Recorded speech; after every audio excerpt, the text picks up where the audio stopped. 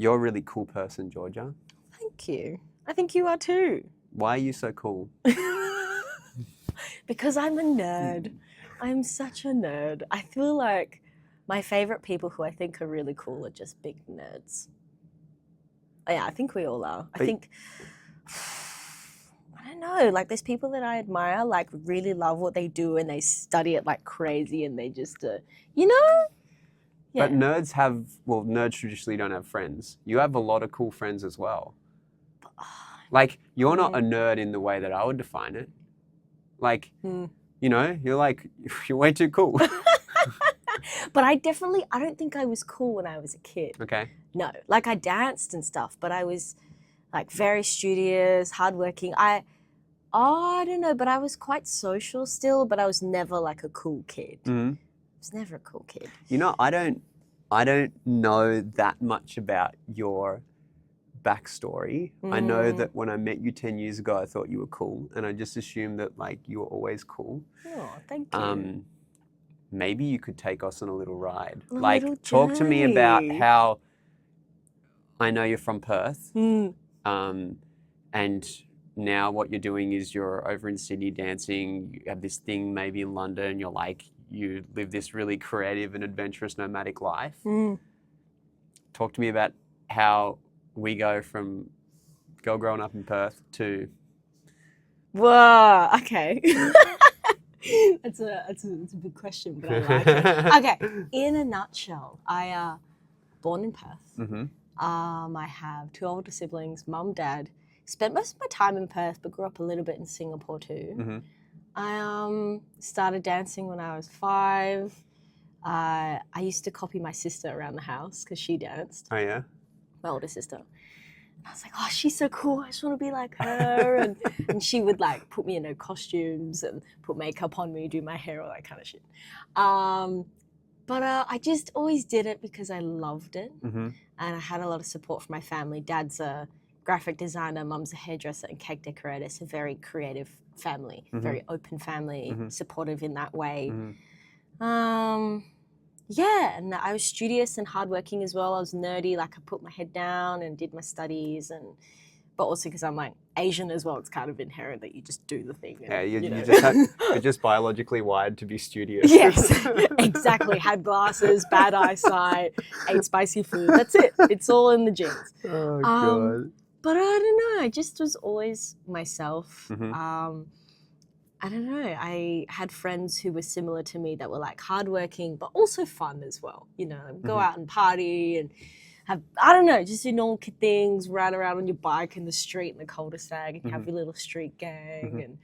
And like the worst thing we did was like pick flowers from people's houses and make, what are those, like pots of stuff in a bucket when you're a kid. You know? Some like epic potions. Potions. Yeah. So... Pause there for a sec. You said something about being creative at 5 and following your sister around and always loving it. Do you think that we all have that inherent creative quality and it gets sort of conditioned or trained out of us by the time we hit primary school or high school? Yes. Yeah? Yes, absolutely. I feel like, because when we're kids, we all just want to play and create, right? I want to make this, I want to draw this, I want to, let's play sword fights, it's always about play, right? And I'm lucky I've had some really lovely teachers that have nurtured that in me to always keep playing and creating without it necessarily having pressure on it. But it's that idea of play is what drew me to dance and drew me to keep exploring into singing and acting and all these other things that are just fun. And then learning how to make that into a business is a whole other thing. But then it's like on the flip side, you're taught to like have a stable job and people are scared. Like they don't know how those jobs work because there's no one way to do it.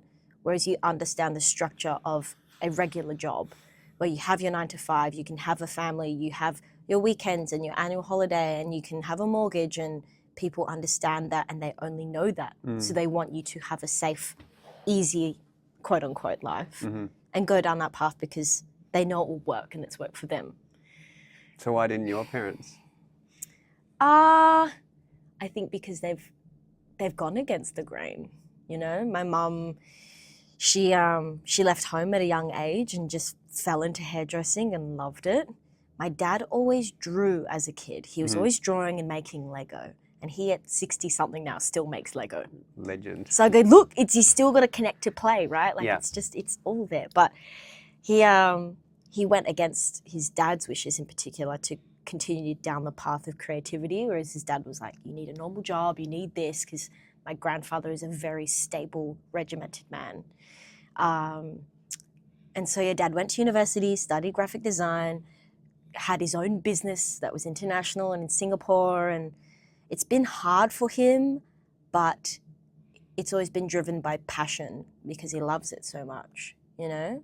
And he's made it work, but it's very much a you have to figure it out yourself kind of thing. So you don't necessarily look at people and go, this is a creative person, this is not a creative person. No. You look at people and go, we're all creative people, but some people have just chosen to make that their lifestyle, and others, you know, suppressing it in a horrendous 9 to 5. I mean, yeah, it's interesting because I look at someone like my brother, and he's like 9 years older than me, and I mean, if you believe in star signs, he's a Capricorn, so he's very like headstrong, tunnel vision, hardworking, grounded person, but he also has that creative side to him as well.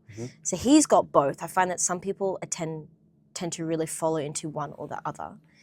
But he went into medical science and he completed his degree, but he was like, the job doesn't allow me to be creative enough, or it's not even a social job. So then he was like, I'm going to go travel the world and work at a resort and learn circus. Hell yeah. And be a lifeguard and learn all these different languages. And he found creativity in performing, and he was not a dancer. Like his two left feet. Yeah, look at him. But he found his art form through like strength and lifting, and it's called a flying trapeze. Do you know those ones? Where they catch you, they do all this stuff. So he really loved that, and he was going to build a circus business with his partner at the time, and they were going to get married and all this kind of stuff. But for him, he wanted the balance of having a creative business and having the stability of like a family and children and all of that. So that was his way of doing it, but unfortunately that relationship didn't work. So therefore that career was dependent on the partner as well. Yeah, sure. And so he was like, he came back home and he's like, oh, I don't know what to do now. But he ended up becoming a policeman, which seems like a normal job, but for him, he has to be very creative on the job in terms of, I don't know how he goes about all these different things on the road. So as much as it seems like a 9 to 5, which, I mean, no, he does night shifts and day shifts and whatever, but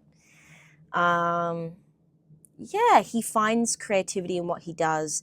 He also is creative on how he makes that lifestyle work with his now 3 children, his fiance, he has a house and mortgage.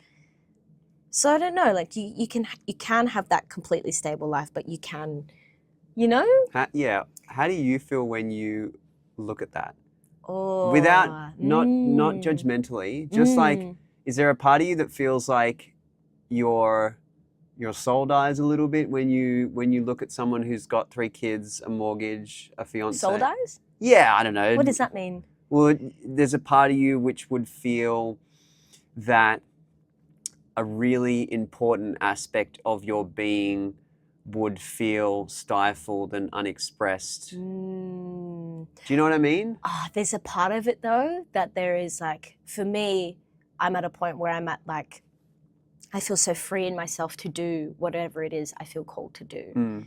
But for my brother, he feels so called to be a parent, to have that stability, create that stability for his family. Yeah.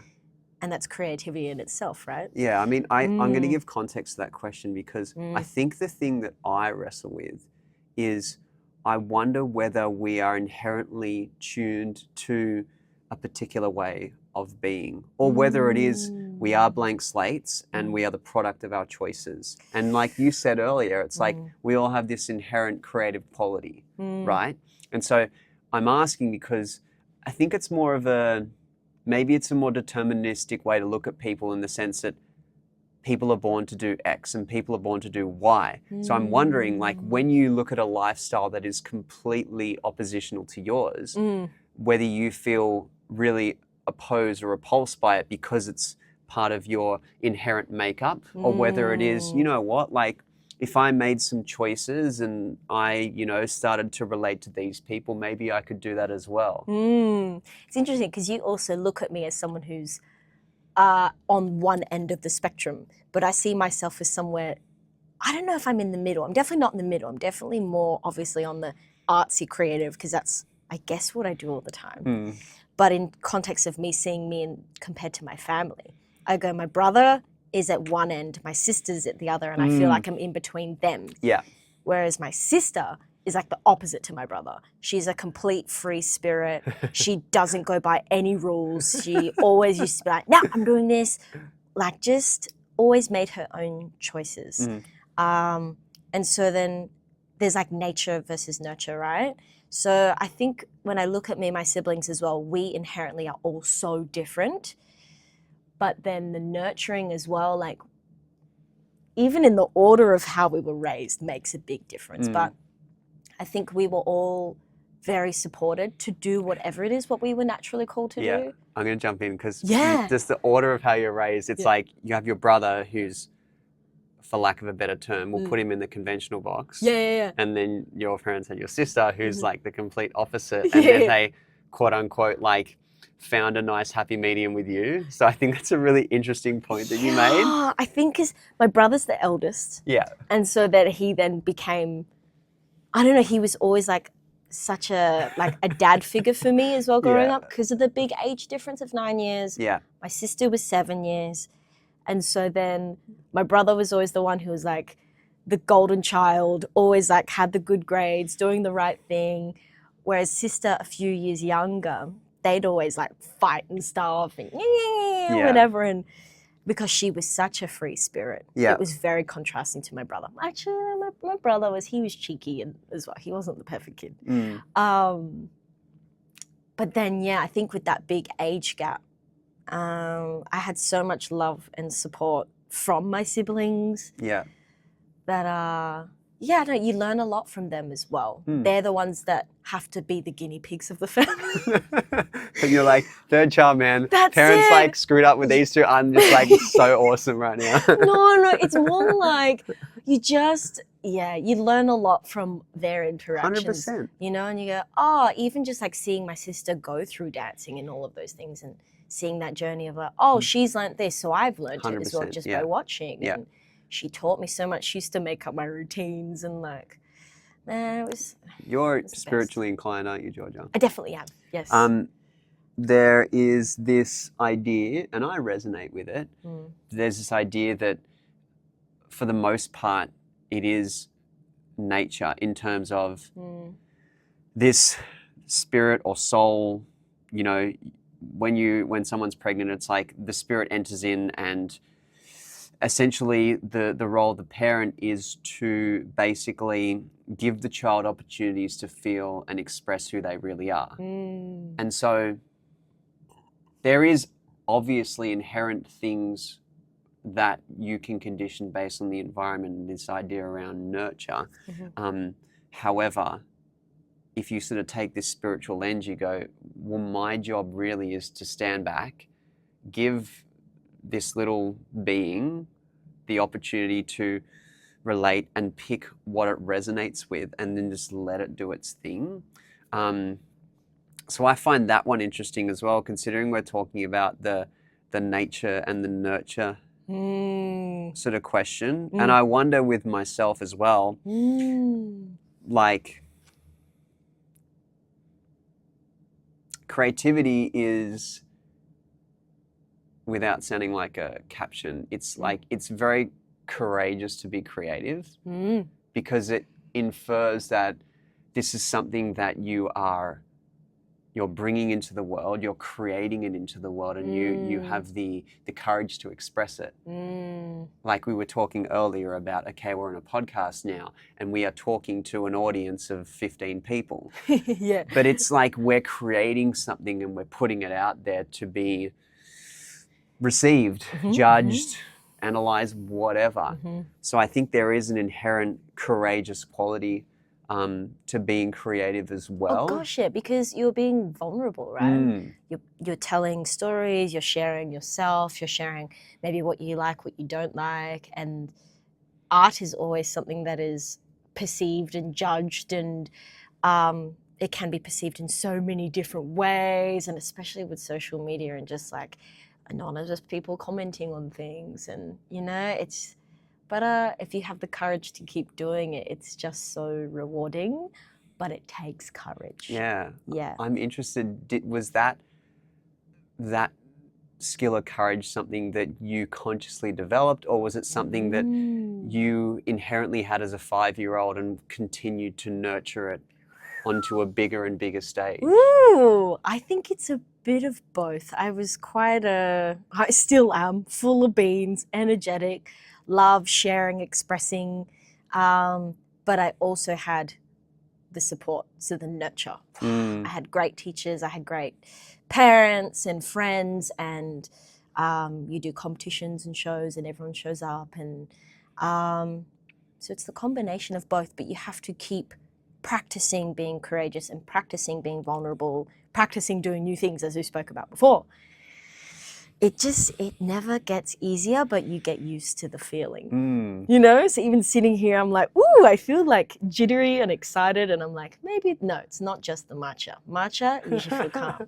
But that's the good feeling. I was talking to some students yesterday, went to a dance class, and they're just about to graduate, and I don't know what to do, and don't know this, and they get really nervous when they get to auditions, and I'm like, that feeling will never go away. Yeah. But if you're not feeling that, you're not in the right space, because you're not, you don't care about what that is anymore. You don't care about the outcome. You don't care about, how you're doing, how you're performing. So it's just a practice of being with that feeling. And I don't know, I was doing a lot of like breath work and ice baths and that kind of stuff and getting used to being submerged in like the most painful thing for your body, and your body is screaming at you, but you just breathe into it, you just allow, and you just remind yourself, I am safe, I am fine. This is actually really good, especially as a dancer, really good for my body, rewires my nervous system, good for my injuries, good for my recovery. You got friends around you to support you, you can jump out at any time, but it's practicing being in the ice and then being vulnerable, and you're like, oh, I just did an ice bath yesterday. I can do this new thing. Hell yeah. Yeah, that's really cool. It's just this conversation just took a very exciting turn for me, because I realize the thing that we're exploring right now is the fact that you've basically sold me very quickly on this idea that creativity is an inherent quality in all human beings. But the thing that needs to be nurtured is courage. Do we like that theory? I love it. Yeah. I love it so much. Yeah. And we can use you as sort of patient zero of this theory. I mean, okay, I'm not patient zero. No. Well, right now in this podcast, in my very,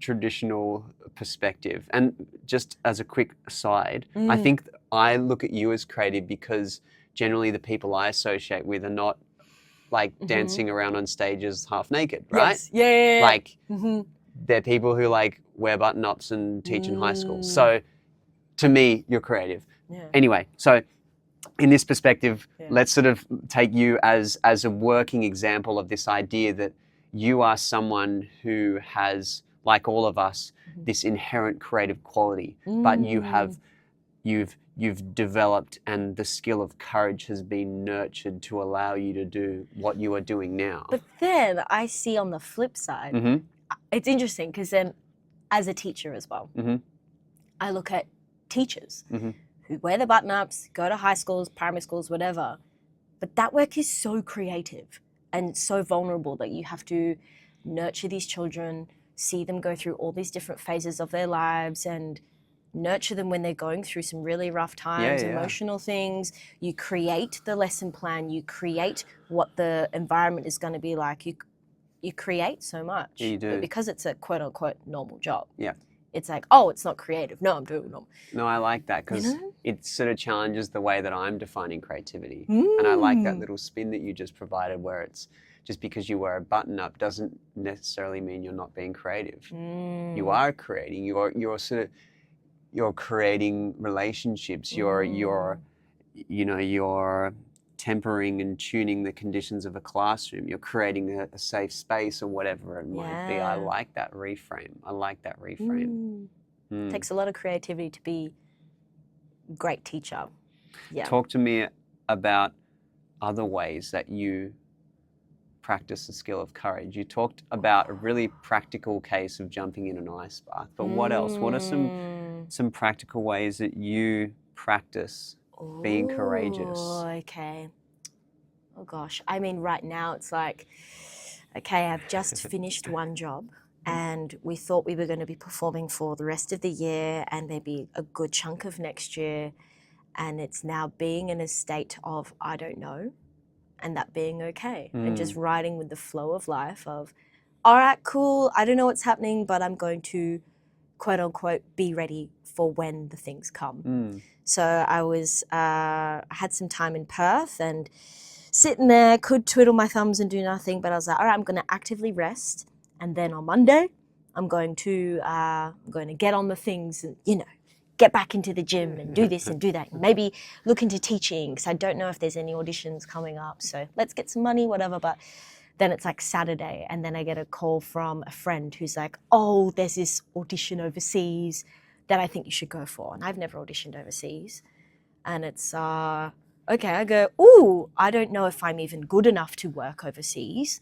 I don't have any contacts over there, but stuff it. Let's give it a try. Let's just see what happens. So I ended up calling my agent. Talk to me about what you were feeling in that moment, because I need to relate to you. Because I didn't just calls to go overseas and I'm like, oh, cool, let's give it a go. So talk to me about what you were feeling in that moment. Okay. Well, it's interesting because at the time I had emails in my inbox for a lot of Australian work that I go, oh, I know myself now better as an artist and as a human and what are my values and all that.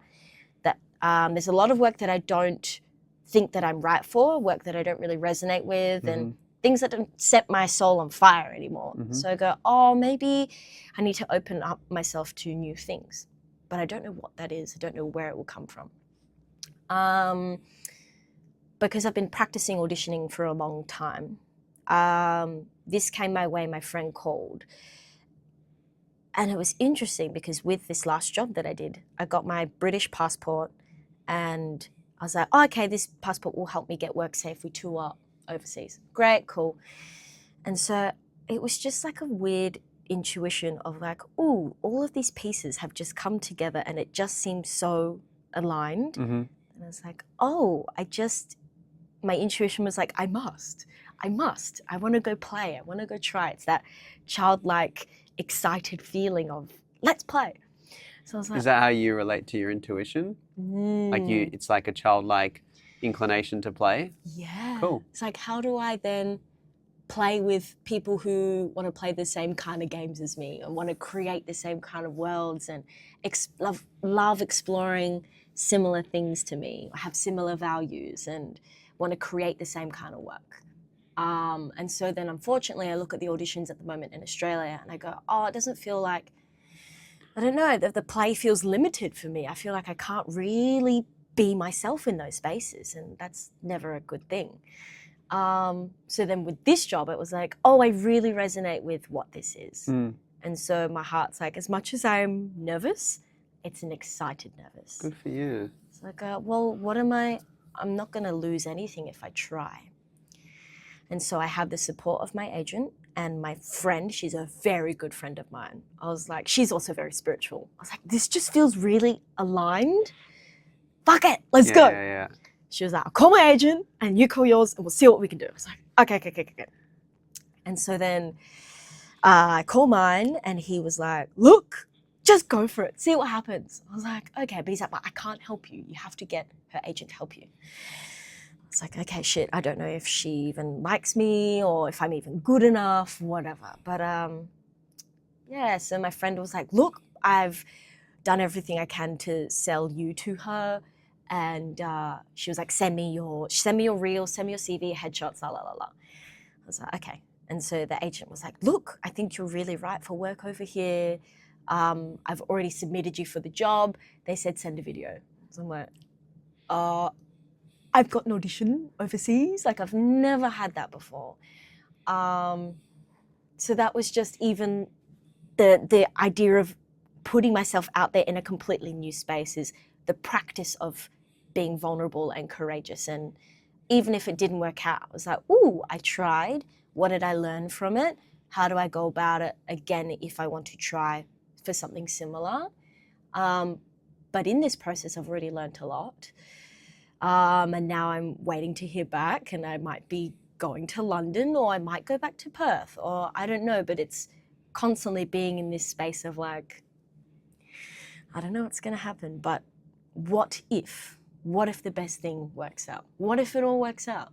Like, how cool is that? Yeah, bloody cool. How do you define courage, by the way? Because it's probably an important distinction. Because you've just sort of described courage in the context of sitting in the unknown. That's sort of what I'm hearing. One of my favorite authors is Brené Brown, and she's done a lot of research on shame. But with that, she learnt a lot about vulnerability. All right, back to where we were. Back to where we were. We just had a interruption. Someone came in and ruined our flow, but we're gonna creatively get back on track. That's it. We're gonna jump back in. You were describing Brené Brown and how her research on shame has helped her to kind of come to a better understanding of what courage is. Yeah. Look, I'll badly rehash what I learned, but courage is strongly linked to vulnerability. So putting yourself out there and not knowing the outcomes of things, not knowing if you'll be accepted or rejected, but being fully yourself in spaces, or trying new things and maybe things not working out, but it's highly connected with being vulnerable. Yeah, so I don't know, I'm trying to practice being vulnerable more in a smart way, where I'm obviously not doing things that are stupid or things where I'll like hurt myself or anything, but things that will allow me to grow and learn from either way. Yeah, I think they're very tied. I don't know, I feel like the best things come from when we're really open and honest and authentic. And when you share, like, I love storytelling, and when I watch shows or perform shows that come from a place of authenticity with storytelling, of like, I did a show called And Juliet, and it was a beautiful queer story where there were so many different kinds of people and storylines within the show that talked about like people of the trans and non-binary community, the gay community. We had many people of color in our show, and it just celebrated many different things that people look down upon. And so then, because we shared stories that were very maybe even sensitive, and talked about things that we don't often talk about in public spaces, and people came out in the storyline, and we had an older couple in the show that like, it's like falling back in love after like feeling like you're not lovable anymore, and you know, I've been married or I've had children, I don't deserve that. So being vulnerable again, re-falling in love and opening yourself up. People fall in love with those storylines because everyone can relate to all of those things in some way or another. And yeah, I think you really connect as human beings when you are vulnerable, and you can just be yourself, and you give people space to be themselves. And I think that's why I love doing what I do, because I don't know, I learn so much more about myself, and in that being myself, I allow others to hopefully give them room to be themselves and to make them question themselves and think about, I guess, their way of living and being and how they've been raised, and making them question things in life, and you know, what do they really want? Who are they inherently, and not who are they taught to be? And Yeah, I think that's why I really also love the community within the arts, because everyone, as actors, we have to keep questioning ourselves as people and looking at society and the world in which we live in, and therefore reassessing who we are as humans. And I feel like we are all very open people, very emotionally vulnerable. And you go for auditions as well, and it's like, what's your race? What's your sexuality? What's your gender? Wow. You know, and it's like you have to know yourself so well. Wow. And yeah, it's a. I mean, I guess you go for an audition, it's a vulnerable thing. So you have to say, oh, okay, I'm non-binary, these are my pronouns. Oh, I'm like gay, I'm this, I'm this, I'm this. But you're so proud about that, that it's really beautiful to just be in a space with all of those people. But then you want to share that with everyone and not just the hub of the arts community. Do you see a lot of people getting kind of chewed up and spit out because they might not have as strong a sense of who they are? Ooh. I reckon I would. I mean, yeah. Because I hear all that, and I love what you're saying, and this idea of vulnerability, you know, sharing something and not really knowing how it's going to be received. And I think that the stronger sense that you have of yourself, it's not that it makes sharing easier. It's just that when you have this sense of who you are, you can put yourself out there knowing that this is something I'm sharing vulnerably, but how you respond doesn't necessarily define me. And I wonder if it's the case that people who might not be as secure in themselves, when they go through these auditions and they have to define themselves and put themselves out there and be vulnerable because they don't have that strong sense of self, all these externalities start to define who they are.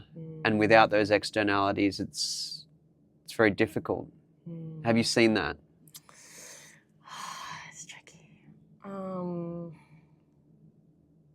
Yeah, I feel like it's the being chewed up and spat out. It's more so because, yeah, the industry is rough. It's hard. But the thing that keeps you going is your love for the work and your persistence. But I found it's not because, I don't know, like I knew myself to an extent when I started working in the performing arts, but it was my persistence that kept me finding more and more about myself.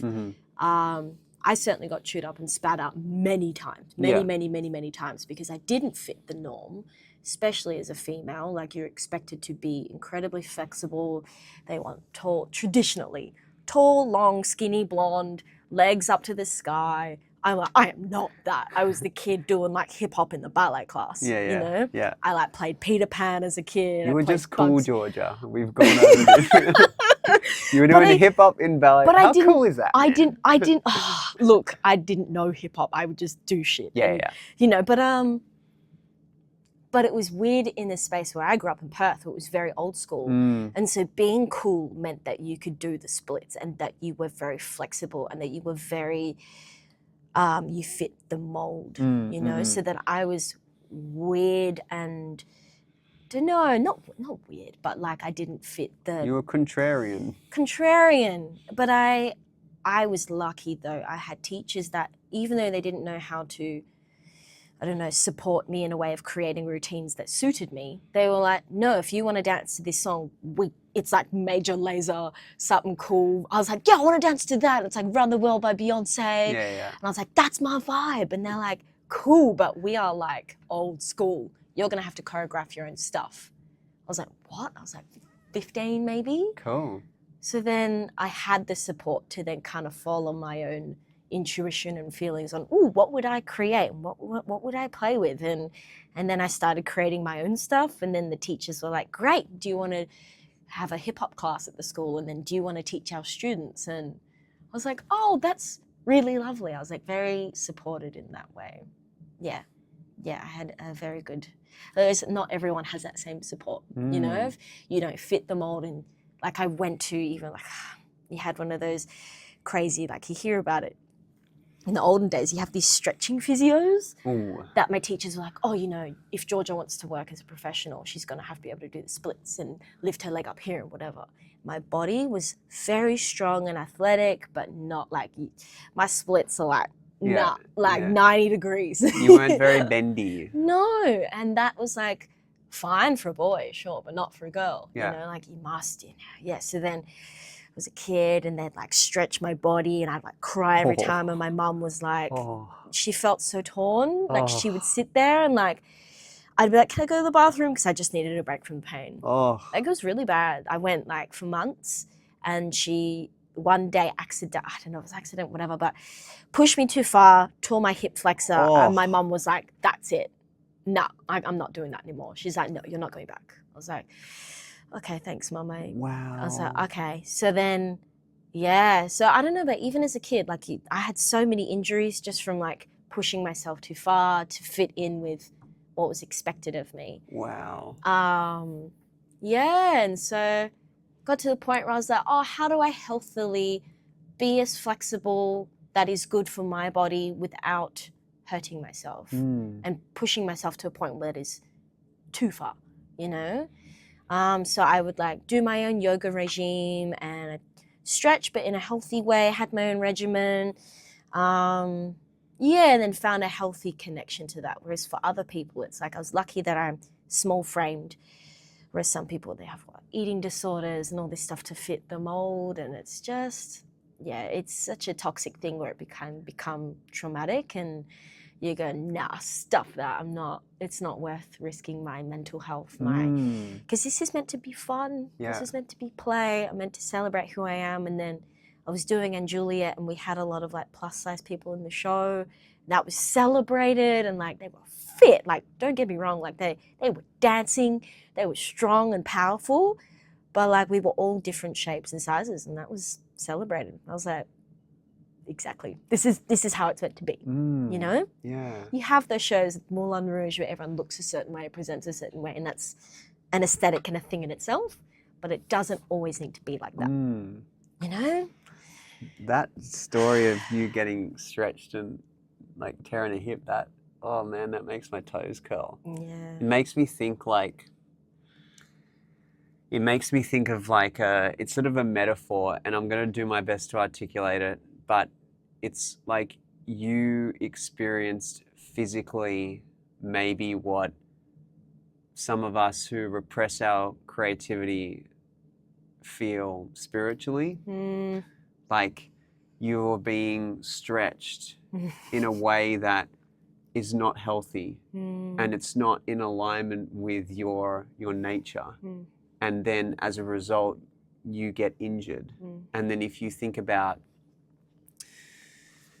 those of us who might be doing something that just doesn't align, and we are stretching ourselves. We're needing more coffee. We're needing, stimulants, and we have addictions and injury and all these sorts of things. We're stretching ourselves in a way that's not healthy because we're not actually authentically expressing what is healthy for us. Yeah. That's the sort of the image that rose up in me, is this idea you're describing of physical stretching, but it made me think of, a spiritual stretching, of when human beings do not do what really lights them up, and I've felt what that spiritual stretch is at times,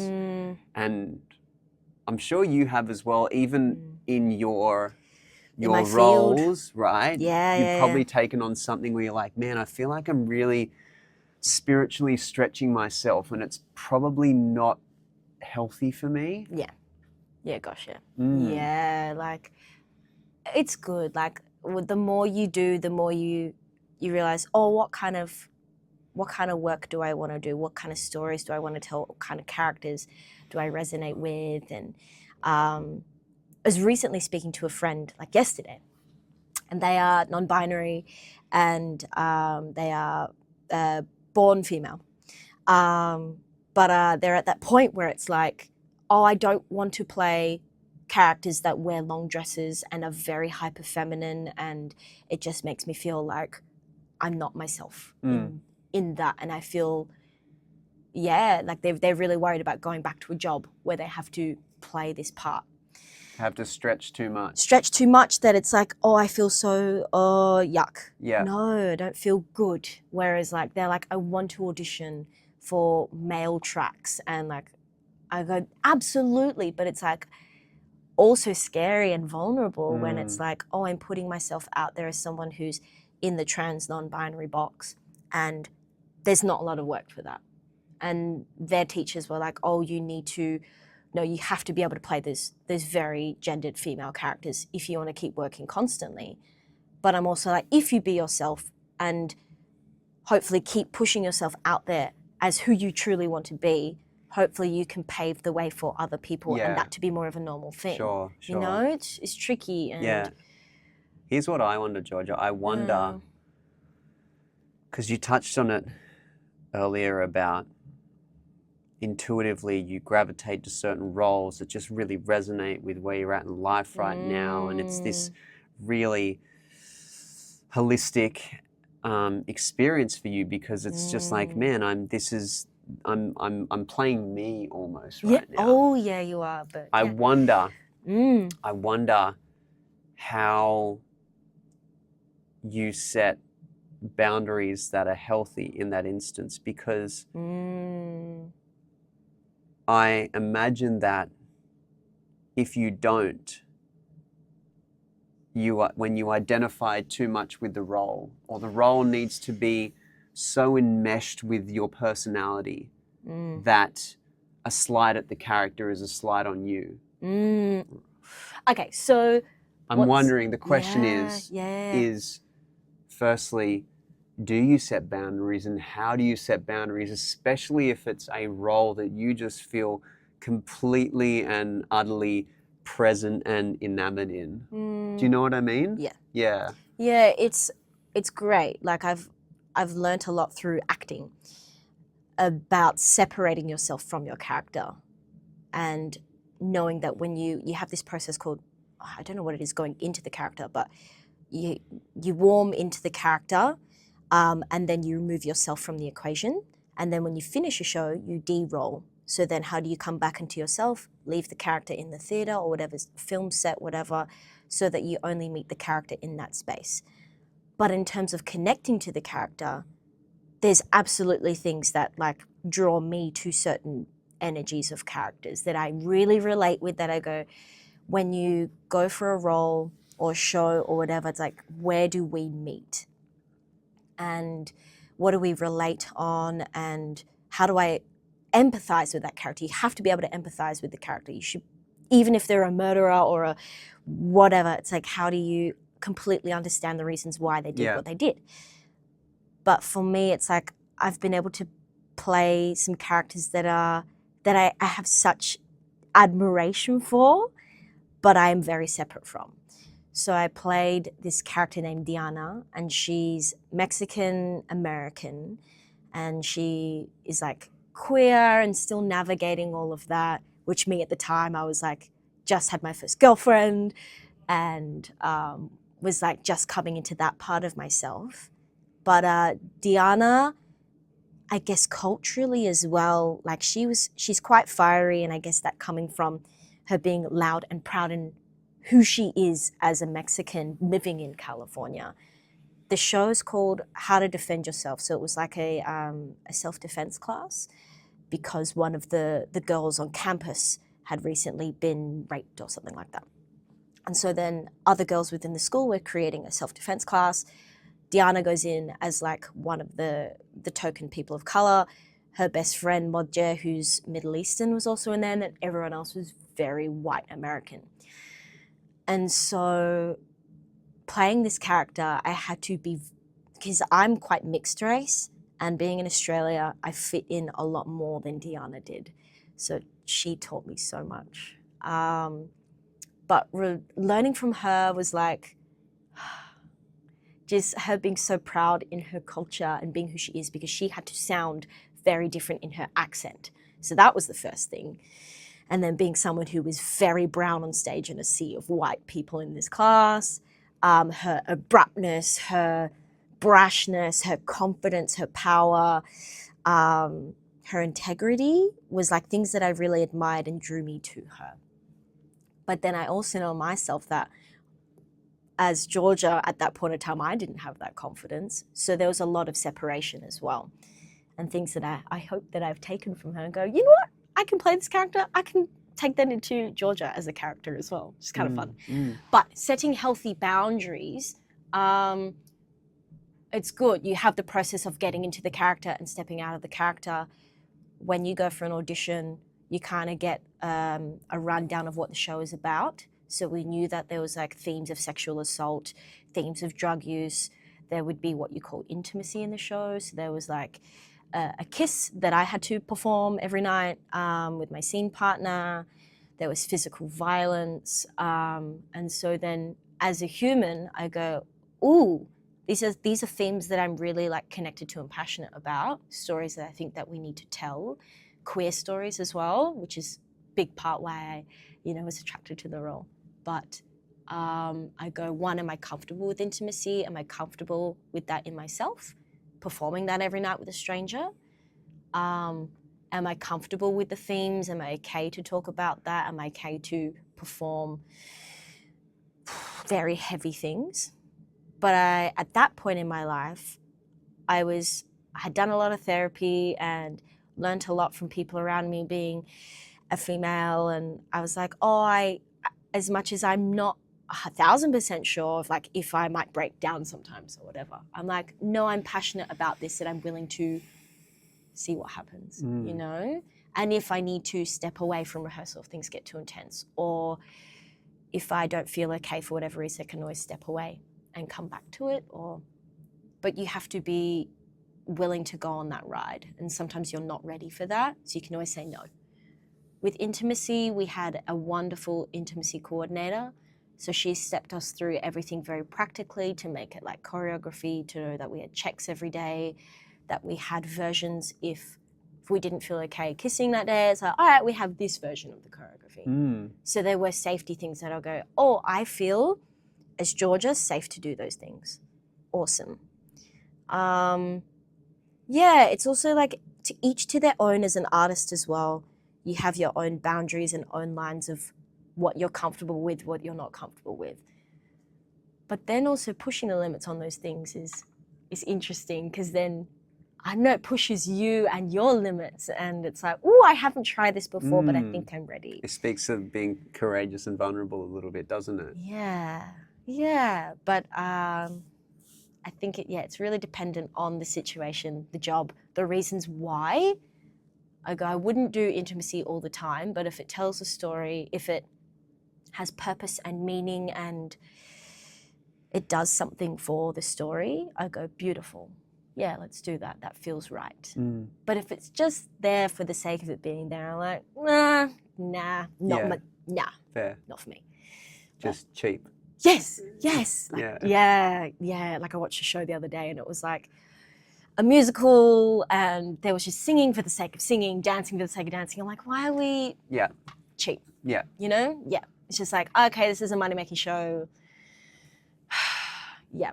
But you go, great. It's giving people jobs. It's earning money. That's good, but not my thing. Yeah. I'm interested to hear your thoughts on this, but you're describing different mediums of creativity. So you talked about dance. You've talked about acting now. I identify the sort of creative pursuits that I've chosen are writing and podcasting. And in both of those, creativity infers that I'm completely myself. Right? So if I can write and I can be more honest and vulnerable and share things of my experience, great. If I can podcast and just be engaged in the conversation and curious, awesome. dancing and acting are interesting because they're obviously creative outlets, but with acting, you're playing a role. So it's like, what I'm trying to ask you and what I'm interested to know is it different being creative, but when you're being creative, you're playing a role, as opposed to being creative and being yourself? And I wonder if it's the same for dancing as well, where it's like, because the dance is choreographed, does that then feel like it's not authentically creative because you're channeling it in a way that maybe you wouldn't if it was just you in your bedroom? Do you know what I mean? Wait, okay. Question, one more time. So the question is, in the context of writing or podcasting, the way that I'm creative is I'm being myself. The two mediums that you've described, acting and dancing, you have choreographed dance and you have a role that you're playing when you're acting. So in some respects, you're not quote unquote being yourself. Firstly, is that accurate? And then secondly, are we talking about a different way of creativity then? Well, okay, I think it's the same. The more that I do these things, with dance, say like you go to a class or an audition, and as a student or auditionee, you get given the material.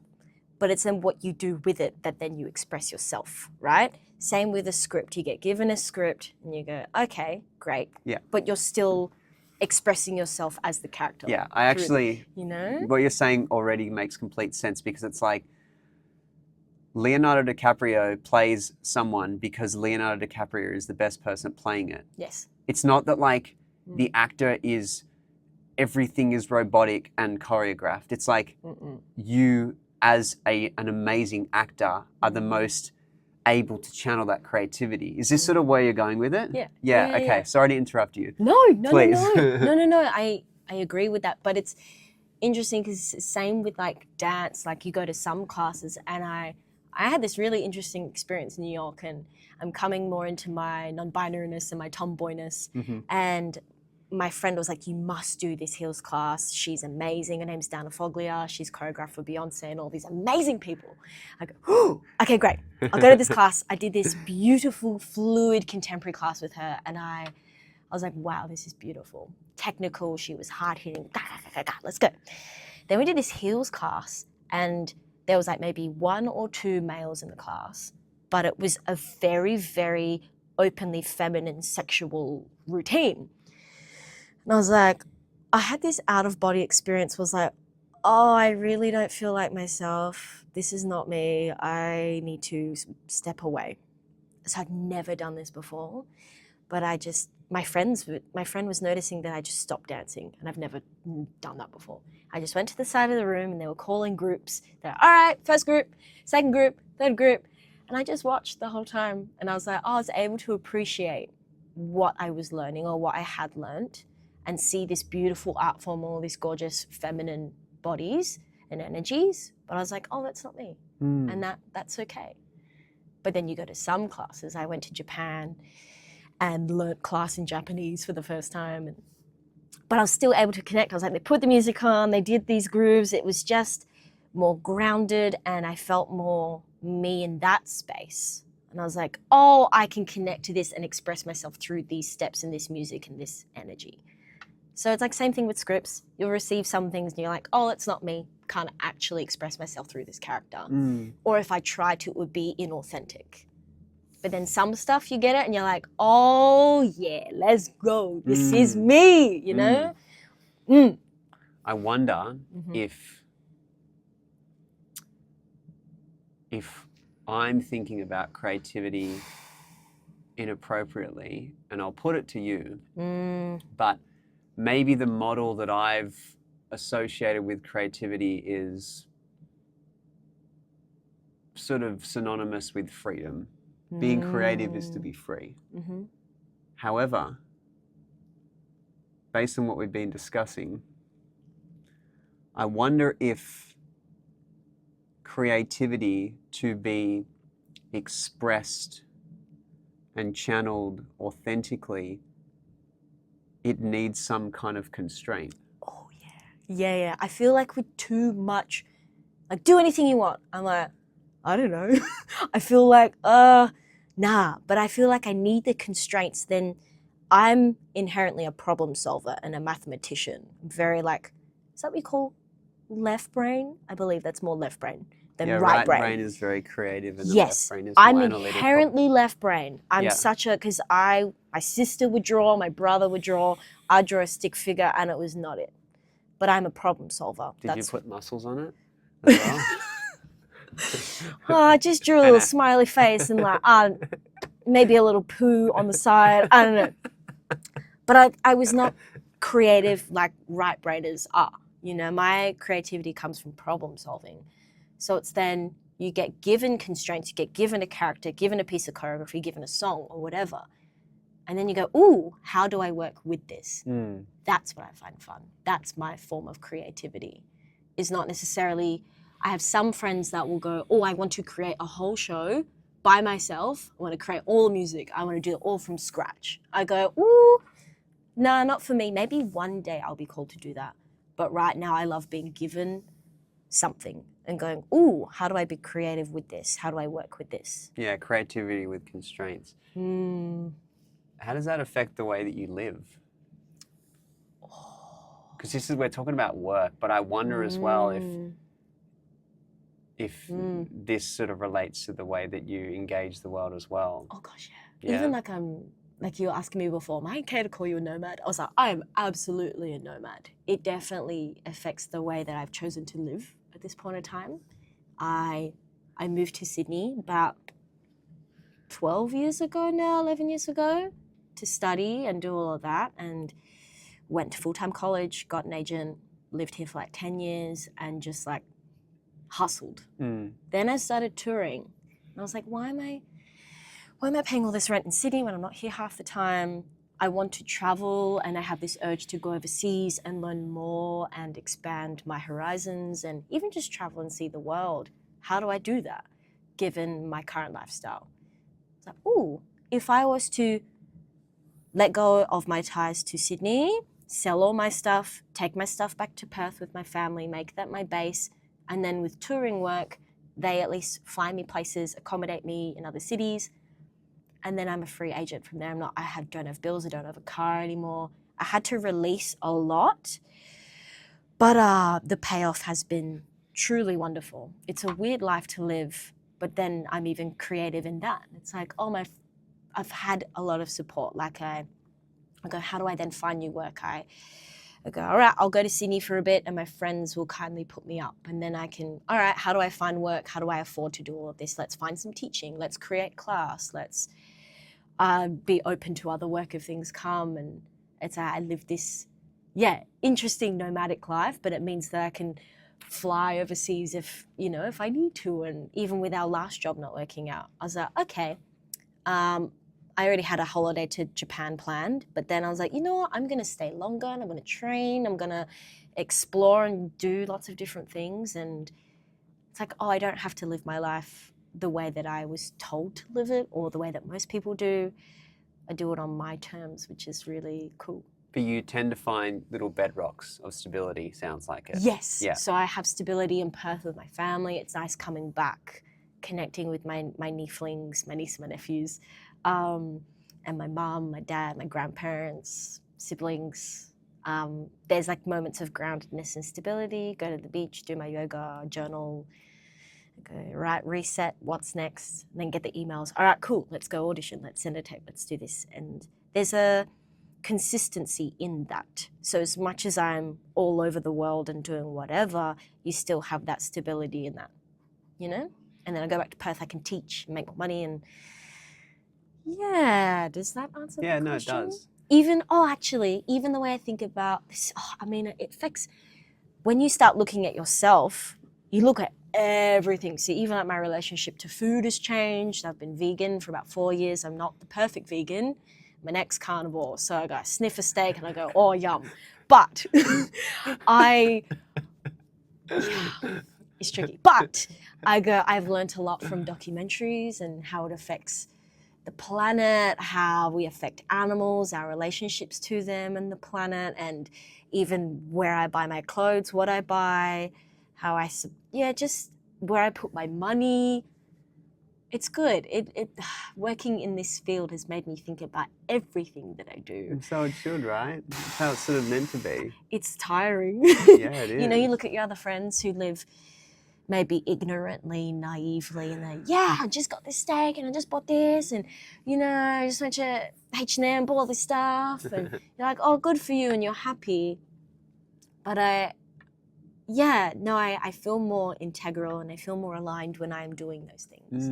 Even like just popping into a Vinnie's and, oh, sick, I got these cargo pants and money went to charity and the pants are secondhand, and just the little things that make you feel, that just light up your soul a little bit more. I want to ask you about that later.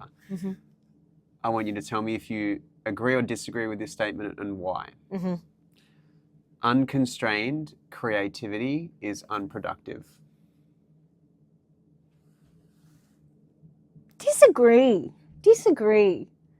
I think creativity in any form is productive, depending on what your definition of productive is. Okay. But I think any form of play is always a good thing, right? Let's define productive in terms of whether you are, to go back to your previous point, you're contributing to something bigger than you. You talked about shopping at H&M versus going to Vinnie's. You're making a more ethical decision versus more of a consumer and individualistic decision. So unconstrained creativity is unproductive in the context that you do not contribute. Ooh, yeah, if you're not contributing to things that harm anyone or anything else negatively, go for it, But everyone's definitions of what those things are as well, what is ethical, what is non-ethical, and when does individual creativity,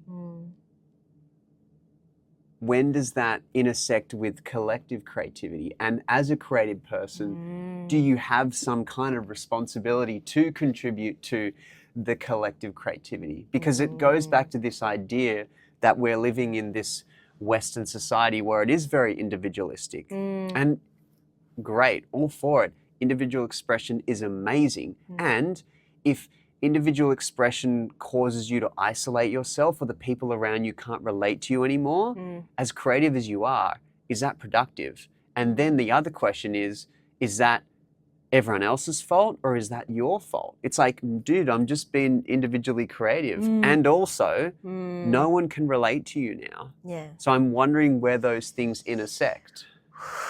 Okay, wait. So your first question was, remind me. This idea that unconstrained creativity, is it productive in the context of whether you're contributing or not?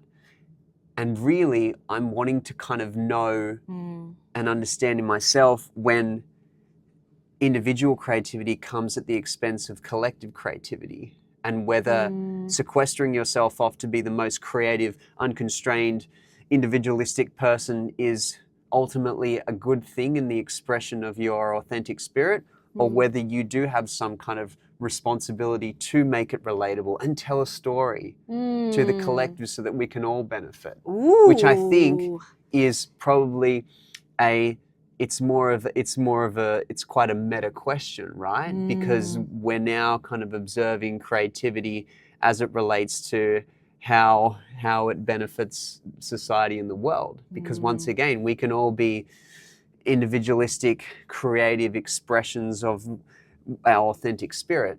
But if we're not contributing to this collective thing that we got going on, it's like I can write an amazing book that is all about how creative and awesome I am.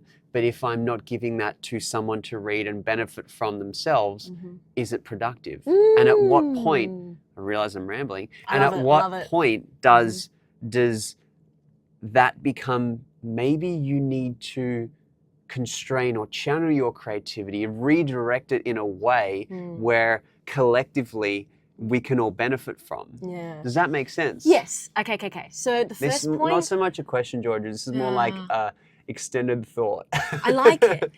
But I feel like there's no such thing as unconstricted creativity.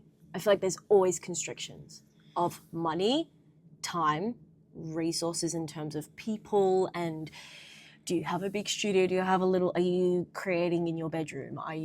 There's always constrictions. And you go, how do I create something with the limitations that I have?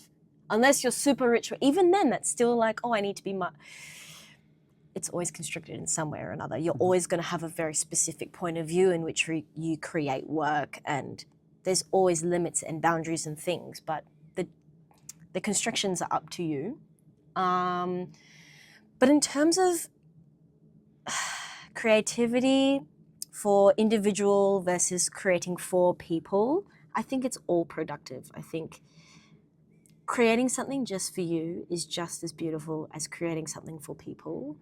As an artist, and for me personally, I love creating things that tell stories that connect to people.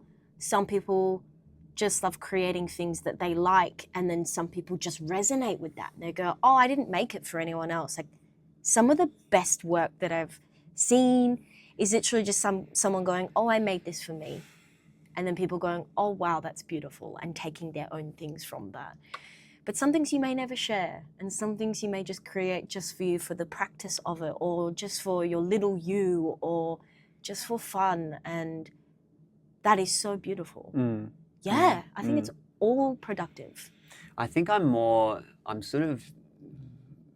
mind's going off in a specific direction, which relates to maybe as to how we create ourselves. And when we create ourselves and that self becomes unrelatable, or it comes at the expense of another person. Ooh, yeah. Because if we put our spiritual hat on, we say that creativity is a spiritual act, right? And spirituality can be loosely defined as something that connects us to a greater whole, right? So if you're creating, but you're not doing it in a way that allows you to connect with this greater whole, and on the surface it looks like you're an amazingly individualistic, creative person, but ultimately the end goal pushes you further away. But further, or it's because everyone has such a specific point of view in their life, and even if it's someone who's like Trump, creating the red fucking MAGA hats and saying this and creating tariffs and creating havoc on the world, there's still people that relate, and there's still people that have those same beliefs and values that appreciate that creativity. As much as it sucks, there's always going to be someone who will understand your perspective, you know? Yeah. I know what you mean. Because what you're saying now is like that idea that, you know, if you want to sort of go moral creativity and go, there's creativity that, you know, adds to the good versus the bad. And it's like, well, you need to add bad creativity to give the good creativity a chance to grow, right? Yeah, I think... But what is bad creativity? Well, like you said, it might be something that ultimately ends up... It depends how you define and your own morals and ethics, right? But if it's something that, I don't know, causes harm to someone, or if it's something that we're over-consuming or whatever, depends on your morals. But ultimately, you can make the case that that gives the good creativity a chance to grow, right? And we'll stand by that. I think I'm more so talking about it from the perspective of, I'll speak from what I know, right? As a teacher, someone who's worked in high schools, if I am dealing or I'm supporting a kid who they might have a really seemingly great sense of who they are, but if they can't relate and interact with their other classmates, is it my job to support that person and go, man, you just be you, bro? Like, You're such a beautiful creative entity. Or do I have to go, mate, like, we need to create a way for you to relate to these people. Because right now you are sequestering yourself off. And what I am morally battling with is like, what's the onus on us as teachers or as friends of these people? Yeah. Do we continue to foster that individualistic creativity, or do we say, mate, like, I can't even relate to you anymore? Yeah, okay. And Okay. It's interesting because I lived in Singapore for a month, which is a quite Western, Eastern culture, because they're only 60 years old. It's a mixture of Chinese, Indian, Malaysian, and British culture. So it's a beautiful mix. But then you go in contrast to Japan after being in Australia, and Japan is very Eastern and very collective-minded. There's so many beautiful things I learned from being there, but it was just the amount of respect that people gave to everyone in the space around them. You sit on a train, no one's blaring music, no one's talking. One person had their phone going off and someone was like, do you mind putting that? And someone's like, yeah, I'll put on silence. And then silence. Yeah. I was like, wow, that is lovely. And you get on the train in Australia and someone's like, oh, fucking Yeah. they're blasting their music and no one says a thing, But then being in Japan, I go, is individuality a little bit stifled? Where I felt like I wanted to communicate with people more and have more conversations, and I don't know, I felt a little bit like, I feel a little bit more like one of the many rather than myself. Yeah. I think it's a balance of both. Yeah. I think both are so important. Unfortunately, I think you're right, which makes it frustrating for us to figure out where a balance is, right? Yeah. But it's the balance. It's the balance of both, I think. It's like your brother and your sister. Yes. And then you. Yeah. But I do think it's a meta issue worth exploring, isn't it? As to when individuality intersects with collectivity, and to your point about those particular cultures, it's like harmonious cultures, they have collective goals, versus a individualistic culture like ours or America. It can be very dissonant at times, and it's like, I'll use a choir analogy. You have all the instruments, but they're all playing in tune to produce this amazing symphony. But if the drummer's like, fuck man, I'm just going to solo right now. And it might be a brilliant solo. But if it's out of place with the collective. Yeah. But I mean, then you have the choir and you have the band. Like I went and sat in this beautiful jazz cafe in Japan. I found like this. It's so cool. This tiny little bar, and I had a matcha beer and I sat, and collectively they all played this beautiful chorus together of whatever jazz song, but then they all had moments of solos. And I was like, oh, this is the perfect blend. They all blend together in the chorus, and then drummers going off for like 8 lots of 8 or whatever, and then you have the saxophone go, and then you have the bass guitar, and they all have their individual moments to shine, but then you see them as a collective as well, and it's like, oh, dope, Both.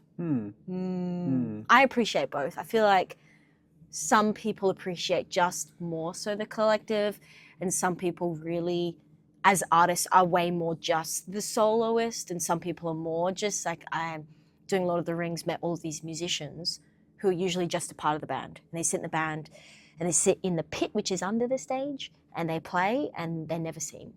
But then they were on stage for the first time, and they're like, oh, I have to say lines, and I have to sing and dance and be more seen, and then them coming to the other side of the thing of being more seen and being more of a soloist, they had so much fun. But then sometimes it's nice where I'm usually more of the dancer and the one that's seen a lot and does this and does that, but it's so lovely to step back or to be a part of the collective, and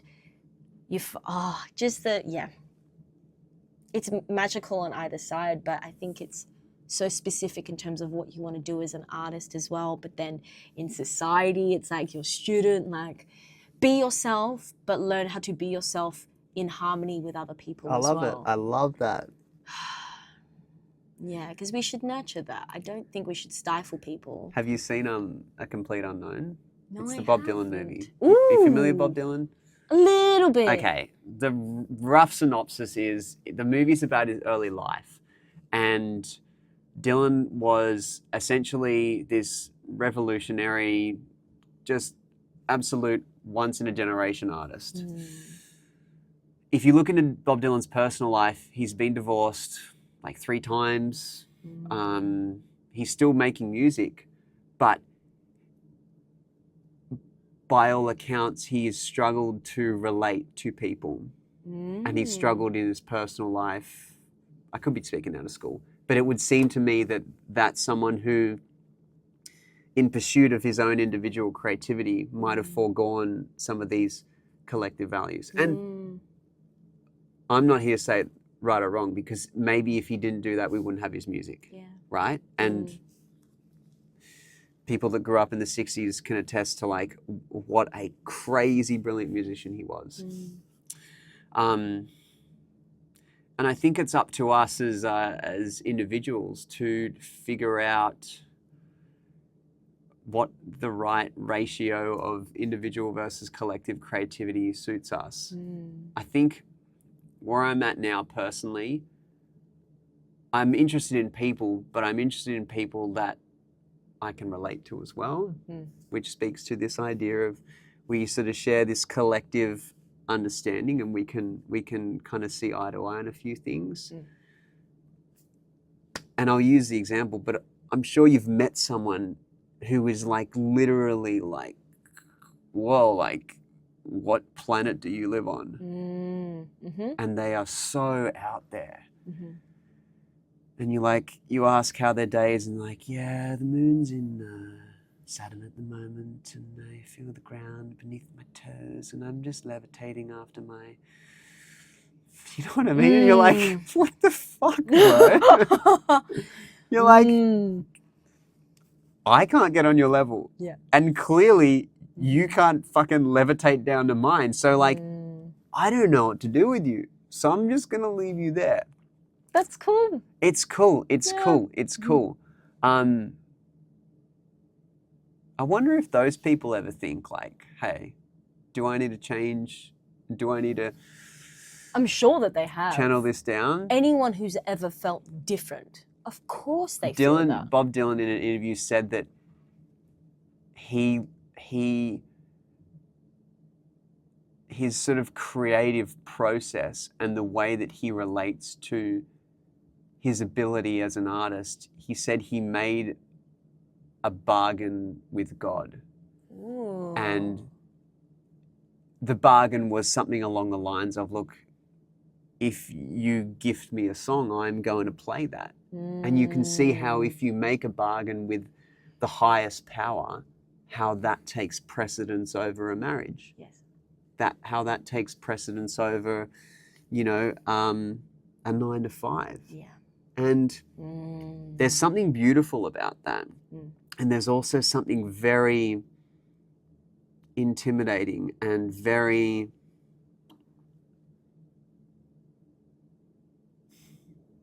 we just don't understand it. You know? But it's, being like those people as outliers who are... Outliers, yeah. You know, they are... Necessary. Yeah, they are necessary, but it's like, oh, they're not a part of the collective, but they came from the collective, you know, so that is as much as part of the collective as the collective itself. And their art still contributes to the collective. Yes, it absolutely does. Like Dylan's music, right, contributes to the collective. But then Bob Dylan and all of his mates, they're a collective as well. So it's like you meet those people who are very spacey and out there and are on their own planet, but we are products of our own environment. So that person that you met would surely have been around heaps of other people that live on that planet, you know? And so then you meet someone like that and you go, oh, do I want to learn more about that? Or am I okay with where I'm at and I can leave them be and admire them from afar? And you go, oh, beautiful. Like, that's not for me, but good for you. Or you're like, oh, I want to learn more. Do I want to include that person in my environment and then become more of that? And do you think you personally have an instinct to plant roots?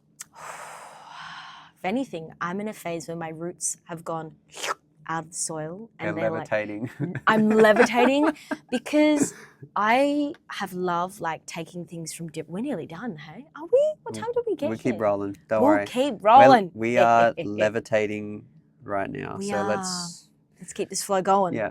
But because I'm in a place where my roots are lifted and I'm floating and I'm flying and I'm going everywhere, I'm putting myself in different environments to learn things from many different kinds of people who see things in many different ways and have taught me many things about even myself and creativity and life and what I want to do with my life. And because I don't know exactly where I want to plant those roots right now, I don't feel super certain. I feel like the universe is guiding me to just go explore and wonder and play. So those roots are not, you don't feel the pull, you don't feel like they're kind of reaching to the ground? I think there's a part of me that is really excited to sink my roots back in somewhere, but somewhere that feels rich in new experiences, people, lessons. I don't know, but I'm looking for the right soil. And I'm like, oh, where is that soil? I don't know. And I'm going to different places and feeling the soil and grounding and going, ooh, is this where I want to be? I don't know. Is this where I want to be? And coming back to old roots and old places and seeing it from different perspectives after being gone for so long and having different life experiences and going, oh, maybe this soil isn't for me anymore. Or maybe I'll come back here one day. But while I'm young and healthy and happy and abundant, I go, all right, we'll just keep flying for now. That feels great. Let me know how this sits with you. Mm-hmm.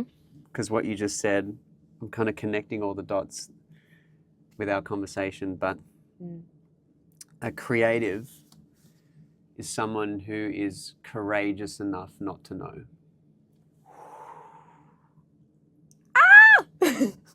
I think so. It's constantly living in a state of the unknown and being okay with that. Yeah. It doesn't necessarily mean you need to plant roots. It doesn't necessarily mean you need to, try and be someone else. It's just maybe a creative is someone who's courageous enough just simply not to know. Mm-hmm. Not to know when your next project is coming through you, or not to know how what you are doing will be received. It's a commitment not to knowing where is going to feel right. It's a commitment to surrendering. Yeah, that's fucking wow. But it's the best fun. Wow. It's hard. But I have such a full life because of it. Wow. The highs, the lows are incredibly high and incredibly low. And you have so many dull middles as well, but I couldn't live life any other way. Commitment to surrendering. That's really beautiful, Georgia. Thank you for helping me find that. This is the whole thing with the conversation in a podcast like this, is we don't define what we're going to talk about. We just agree to constrain what we're talking about. We sit down for a few hours and we go on this journey. And we surrender to whatever comes out and the flow of it all. This has been really surprising for me. Yeah. In what ways? I don't think we ever answered the first question. What was the first? We spoke about family, but we got like 3 years into your bio, and then we just started. Nah, I love it. This is the chat that we needed today. I love it. Well, that's why I surprised you. It's like I didn't expect us to get into meta creativity. But I mean, I feel like you're a very creative person. Yeah, I think I'm learning to be more creative, and I think that having this conversation with you has really helped me to understand what to lean into. And I just really love that framing of you know, this commitment to surrender, that's really fucking, it's really wild and it's really fucking beautiful, and it sits quite heavily on me. Just that statement has got some weight in a way that you know it's powerful, and in a way that you know it's true.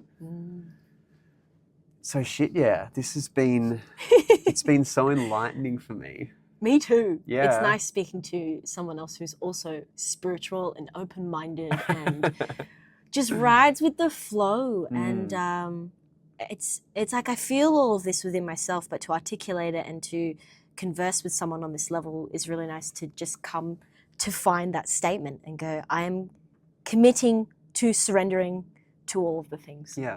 And I go, great. Whatever happens after this, whatever the universe delivers, doesn't deliver, whatever happens, I have committed to surrendering to all the things, and I live with no regrets. So thank you for that reminder. No, appreciate you making time for this, Georgia. As I said, I've gotten so much. Me too. Thank you so much. Good luck with your not knowing what's going to happen overseas. You too, with all of the life things coming up. All of the life things, yeah. Woo! And not knowing, exactly right. We yeah, we'll stay in touch, and I'm really excited to see where your creative journey takes you. I can't wait to see yours. You're up and coming and budding and really diving into this side of yourself, and that's, it's just the beginning. Maybe we can sit down, I don't know, in another 10 years, and we can talk about how that commitment to surrender is going. I'd love that. Yeah? Please. All right. Thanks for coming on. Peace. Peace.